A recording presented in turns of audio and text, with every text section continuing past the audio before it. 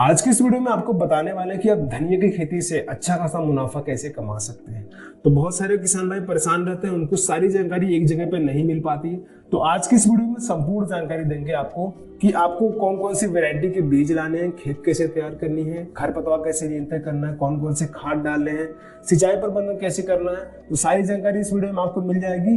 तो वीडियो को आखिरी तक जरूर देखिए। और आप सभी से निवेदन है, जो लोग भी चैनल पे पहली बार आए हैं, हमारी वीडियो को पहली बार देख रहे हैं, तो प्लीज वीडियो को लाइक कीजिए और चैनल को सब्सक्राइब जरूर कर लीजिए।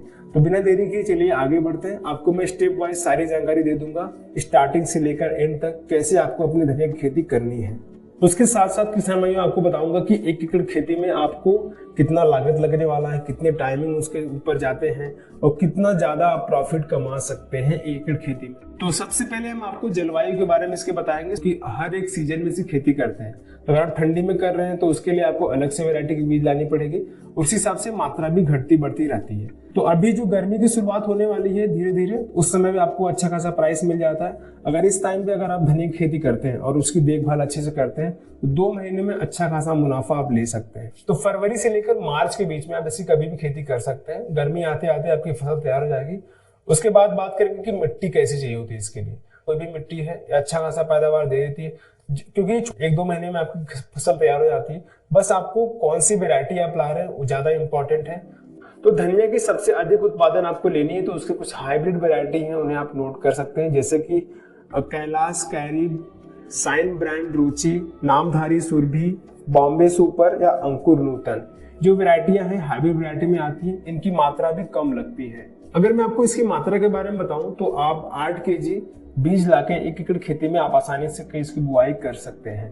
तो दोस्तों, जब भी आप कोई बीज लाते हैं, चाहे वो हाइब्रिड वैरायटी के हो या फिर नॉर्मल कोई बीज हो, तो आपको उसकी प्रक्रिया करना काफी ज्यादा जरूरी पड़ जाता है। तो अगर आप बीज प्रक्रिया करना चाहते हैं तो उससे बुआई से पहले आपको बीज को 12 घंटे तक पानी में भिगो के रखना है। अगर आप अपने फसल को स्वस्थ रखना चाहते हैं तो उसमें आप ट्राइकोडर्मा विडी 5 ग्राम प्रति केजी या फिर आप कार्बनडेजिम 2.5 ग्राम प्रति केजी के हिसाब से बीज की प्रक्रिया कर सकते हैं। तो बीज प्रक्रिया करने के बाद अब बात आती है कि आपको जमीन की तैयारी कैसे करनी है। तो जब जहां भी इसकी बुआई कर रहे हैं वहां पे अच्छी तरीके से जुताई करवा दें। अगर आपके पास गोबर की खाद है, 2 टन गोबर की खाद 1 एकड़ की खेती में आप अच्छे तरीके से छिड़काव कर सकते हैं। उसके बाद खेत को रोटावेटर से अच्छे से जुताई भी करवा सकते हैं। तो किसान भाई, ये बात होगी आपके जमीन की तैयारी। उसके बाद बात आती है कि आपको कौन सा तरीका अपनाना चाहिए इसकी बुआई के लिए। तो बहुत सारे किसान भाई हैं बेड तैयार करके इसकी बुआई करते हैं। तो अगर आप करना चाहते हैं तो काफी अच्छा मुनाफा ले सकते हैं। तो आपको बेड की जो चौड़ाई है 30 सेंटीमीटर रखनी है। आप लंबाई कितना भी रख सकते हैं अपने खेत के अनुसार। तो जब भी आप इसकी बुआई करने जाएं, जो आपने बीज भिगोए थे उसको आप नरम हाथों से धीरे से रगड़ के उसको 2 टुकड़े कर लीजिए। उसके बाद इसकी बुआई कीजिए और ध्यान में रखिए कि ज्यादा गहराई तक इसके बीज नहीं जाना चाहिए, क्योंकि बीज बहुत ही छोटे होते हैं।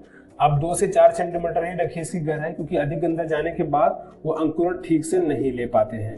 और सबसे बेस्ट जो तरीका है जो बहुत सारे किसान भाई अपनाते हैं धनिया खेती के लिए, अगर आपके पास 1 एकड़ की खेती है तो आप 25-25 करके आप 4 भागों में इसको बांट दीजिए। अलग अलग पंक्ति में आप थोड़ा सा समय अंतराल के बाद इसकी बुआई करिए। अगर आप 15 दिन के बाद दूसरे पंक्ति में बुआई करते हैं तो आपको ज्यादा लोड भी नहीं आता एक साथ हार्वेस्टिंग का।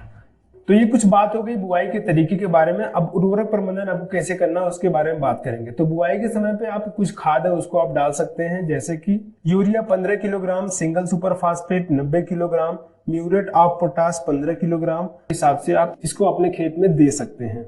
उसके साथ किसान में जब आपकी फसल 30 दिन की हो जाती है तो उसमें आप 15 किलोग्राम यूरिया, उसके साथ साथ 10 किलोग्राम धनजाइम गोल्ड प्रति एकड़ की दर से अपने खेत में आप इसको दे सकते हैं। तो ये तो बात हुई किसान भाइयों उर्वरक प्रबंधन के बारे में। अब सबसे महत्वपूर्ण जो चीज है वो है आपको सिंचाई कैसे करनी है। तो जैसे ही आप इसकी बुआई करें उसी टाइम पे इसकी सिंचाई कर दें खेत में। उसके बाद 3 दिन के अंतराल पे आप दूसरी सिंचाई कर सकते हैं। उसके साथ ही साथ आप 5 से 7 दिन के अंतराल पे आप लगातार इसको सिंचाई कर दे सकते हैं। और ध्यान में रखिए कि आपको अपने खेत के नमी के अनुसार ही पानी देना है, यानी बहुत ज्यादा पानी दे दिए और पानी की वजह से आपकी फसल खराब भी हो सकती है। तो सिंचाई के बाद अब सबसे महत्वपूर्ण चीज आती है खरपतवार नियंत्रण के बारे में। तो खरपतवार भी आपके फसल को काफी ज्यादा नुकसान दे सकते हैं।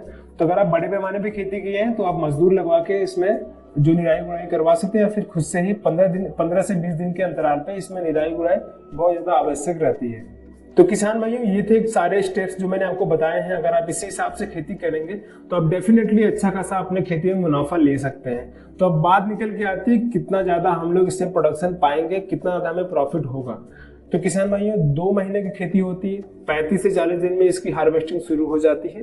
अब पर एकड़ के हिसाब से अच्छा खासा मुनाफा ले सकते हैं। तो उम्मीद करता हूँ वीडियो में दी गई जानकारी आपको पसंद आई होगी।